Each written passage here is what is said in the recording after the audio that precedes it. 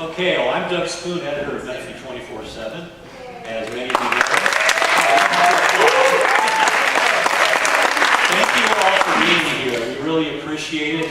I want to thank everyone for attending and thank all the candidates for being willing to be here, as well as the Menifee 24/7 staff, the members of the Chamber of Commerce who are helping us out, and student volunteers from the theater program at Liberty High School. Thanks, guys.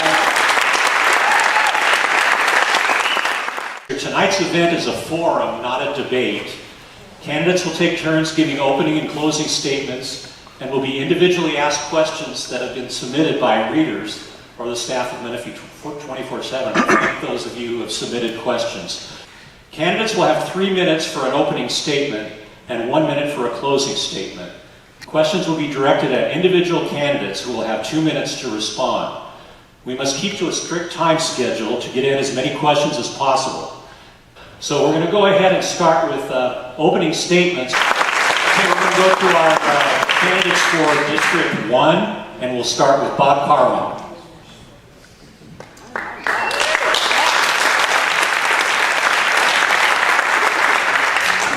Thank you, Doug. So my name is Bob Karwin. I'm currently the city council person representing District 1 here in Menifee. And thank you, and I hope that I was elected in 2020, and I hope that over the last 4 years I've earned your trust and support to continue the work we started into a second term. You know, my wife Janissa and I moved to Menifee in about 2002 because we wanted to buy our first home and start our family. And since then we raised 2 amazing children right here in this town. They both went to Ridgemore Elementary School, Menifee Valley Middle, and Paloma Valley High School. To say our family is a product of this community is just an understatement. We were built by this community. By day, I'm an attorney. I have an office here in Menifee, and I've represented many of our neighbors in injury claims. Because I don't have to commute, my office is right here. Over the years, I've been able to volunteer in a variety of activities. T-ball, softball, baseball, soccer, football, high school mock trial. If you're a parent, you know, you volunteer at everything when you're in town, and I've been very, very lucky to do that. I'm a dues-paying member of the Chamber of Commerce, which is growing and supporting small businesses, along with a dues-paying member of our charitable organization, the Rotary Club. As far as my city experience goes, in 2015, I was appointed to the Planning Commission by former Mayor John Denver, and I'm proud to say that my colleagues voted me to be chairman 3 years in a row. That's a lot of support from the Planning Commission. I learned in great detail over that 5 years how things work in the city and how to get things done, which is why as a city council member, when I was elected in 2020, I was ready to hit the ground running on day one. Over my time, we've built a bike trail on Normandy Road to keep kids out of harm's way. I've worked collaboratively with my city council colleagues to get that on the agenda and get it passed before Catherine Newport Middle School was opened. It wasn't even on the agenda, and then it was done. Bradley Bridge, Mayor Zimmerman and I met with Ken Calvert and secured federal funding to complete the funding for that bridge, so now it's a reality and will be built next year. I've supported funding and policies for our police department that made us the 18th safest city in California out of 483 cities. And Councilmember Sovek and I were the ones who changed the city position on Krikorian from let's wait and see what happens to let's tear that thing down. That was passed on Friday. We've done a lot in 4 years, and there's a lot more to do, so that's why I'm asking for your trust and support to continue the momentum that we started here over the last 4 years and bring it Menifee right into the future. So again, my name is Bob Karwin, and I'd appreciate your vote on November 5th. You can find out more at karwinforcouncil.com. Thank you. Thank you, Bob. The city has tried to work with the owners in Cherry Hills Plaza to revitalize the center, but with so many different owners involved, do you think there's any hope of doing this? There is. A lot of people don't know that the Cherry Hills Plaza, which is made up of a number of buildings, each one of those buildings has a different owner. So it's not like a Countryside Marketplace where there's one group that manages the entire plaza. So in order to get improvements done, each of the owners has to pay in. Because, for example, the parking lot goes through the entire plaza. If one building pays for the whole parking lot, then the others get the benefit of the parking lot, and nobody's going to do that themselves. So one of the things we've laid the groundwork on that I would like to do in the future is create what's called a Business Improvement District, BID. And it's kind of the same thing as an HOA, but it's for commercial businesses. And that would bring them all together in one place where we can either accept fees from them and some sort of a tax and do it ourselves, or bring them in to discuss it all together. It's the only way we're going to do it. Right now it's wrangling cats.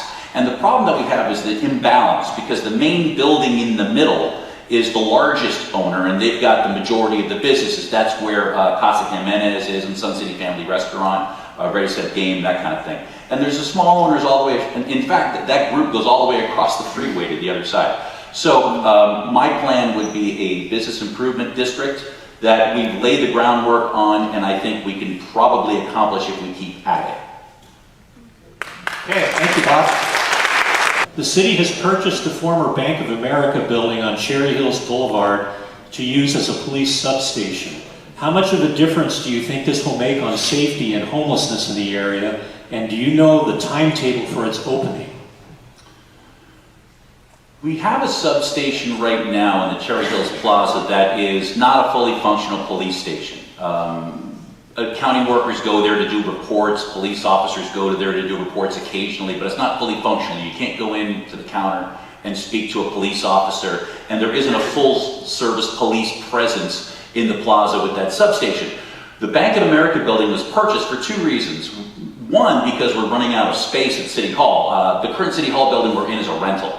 So we're running out of space. We're trying to find ways to accommodate different departments. Second, it's going to be built out as a full-service police substation that's going to have counter service.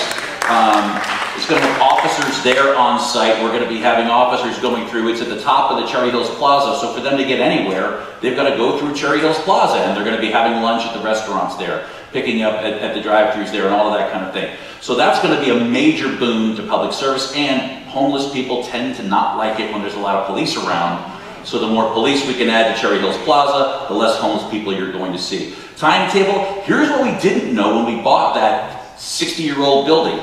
It's got asbestos. That's what we said. So the timeline that we had hoped is a little slower because we have to go through and hazmat it out and remove the asbestos from it, but that's being done. And it's not going to stop us from doing what we need to do. It just set us back a little bit. So we're probably about a good year away from that being done, but it's not 5, 10, 15 years in the future. Our workers are there trying to get it done, to get it up and running as quickly as possible. We're just set back by that one development. Okay, thank you for that.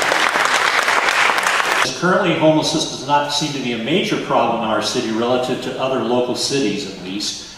But what will you do to help ensure that homelessness is minimized in Menifee? Could you give us any specific ideas?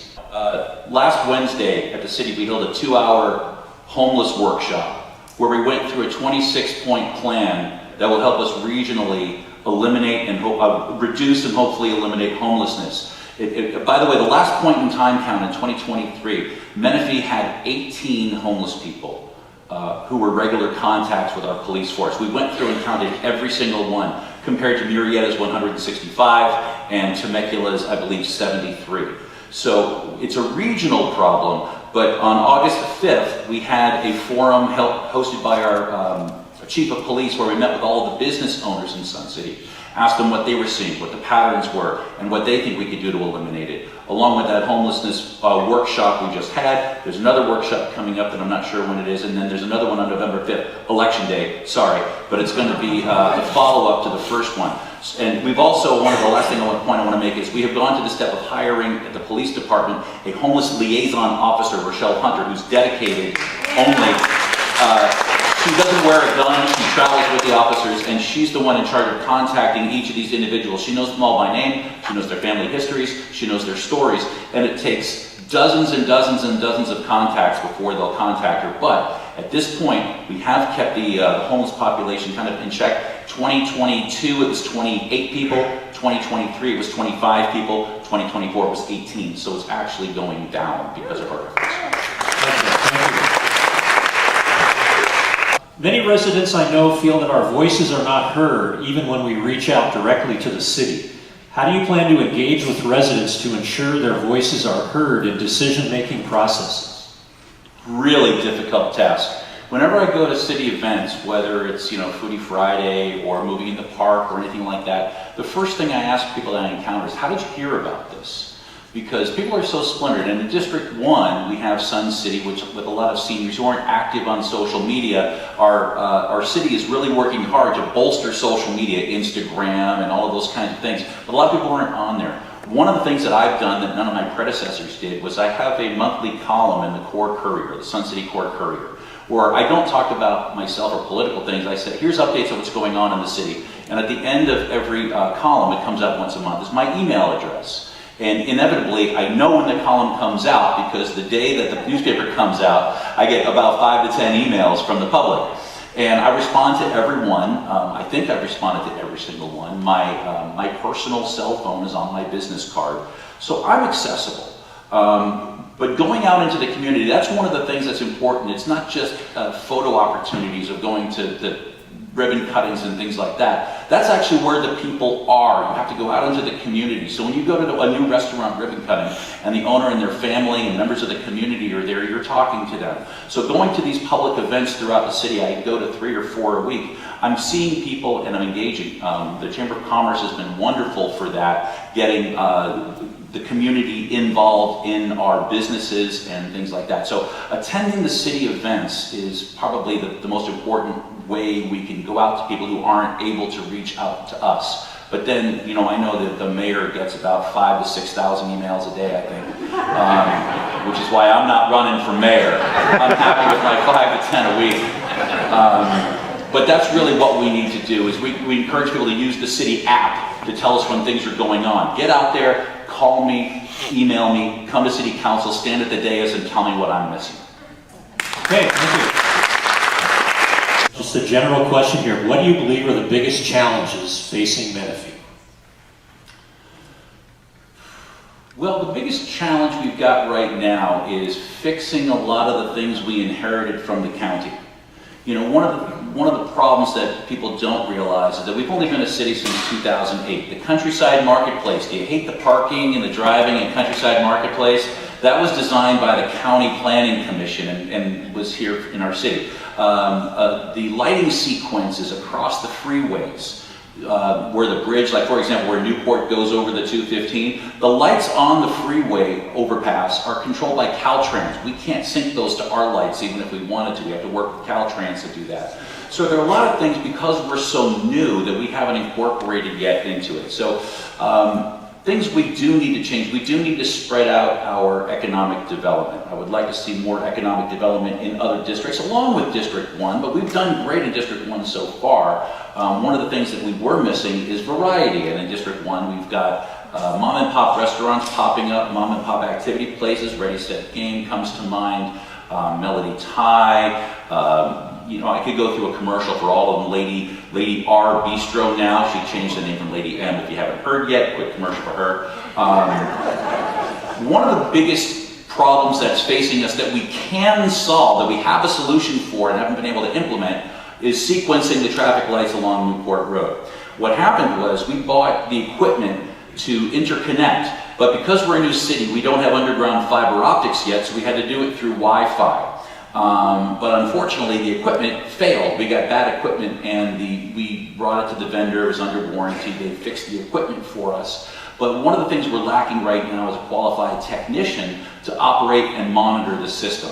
And we're recruiting for it, but there's a lot of cities out there that are larger than us and have bigger systems that are paying more. So that's one of the biggest problems that we have, that we're facing, that we can solve and will solve in the next 6 to 7 months. Okay, thank you.